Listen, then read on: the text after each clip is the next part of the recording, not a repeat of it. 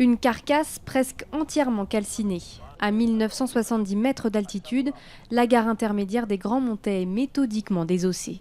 La grande pelleteuse qui est derrière nous, elle fait l'abattage. La deuxième pelleteuse, elle fait le tri sélectif des matériaux. Vous avez de l'aluminium, pas mal d'aluminium. Vous avez la toiture était tout en cuivre. Et vous avez tout ce qui est structure métallique. Le 11 septembre dernier, un incendie se déclarait sur le toit du bâtiment alors que des ouvriers effectuaient des travaux d'étanchéité. Sous l'effet de la chaleur, les câbles du téléphérique s'étaient brisés. Des câbles aujourd'hui déposés par bobines de 3 tonnes chacune et il y a urgence à agir. C'est clairement la course contre la montre. Ouais, non, c'est le timing qui est en jeu, c'est la neige. Donc en haut déjà, on a eu le problème, on risque d'avoir des problèmes parce que le câble avec le soleil il chauffe, il s'est déjà mis dans la glace. Donc s'il n'y a pas trop de neige à partir de la semaine prochaine, on pourra aller sortir toute la section du haut. 1 mois et demi après l'incendie, la compagnie du Mont Blanc accuse toujours le coup.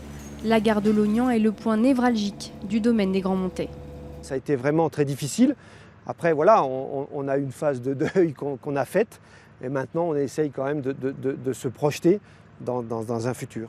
La priorité des priorités, c'est démolir ce qui est encore à démolir, étancher. Et ensuite, par-dessus, c'est remettre des locaux provisoires pour exploiter cet hiver.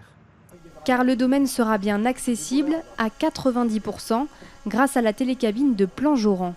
Mais les amoureux du hors-piste vont devoir patienter avant de retrouver le glacier d'Argentière. Cette année, on ne pourra pas l'exploiter. On n'a pas de délai à donner pour l'instant pour la réouverture. Quoi qu'il en soit, il y a énormément de pistes, de hors-piste à faire en contrebas sur le secteur de la Pendant depuis le télécabine de Bochard 2007. Ensuite, ce sera réservé aux randonneurs, ce sera du ski de montagne pour ceux qui le désirent. Le domaine ouvrira début décembre. Quant à la reconstruction de la gare, cela prendra sans doute plusieurs années.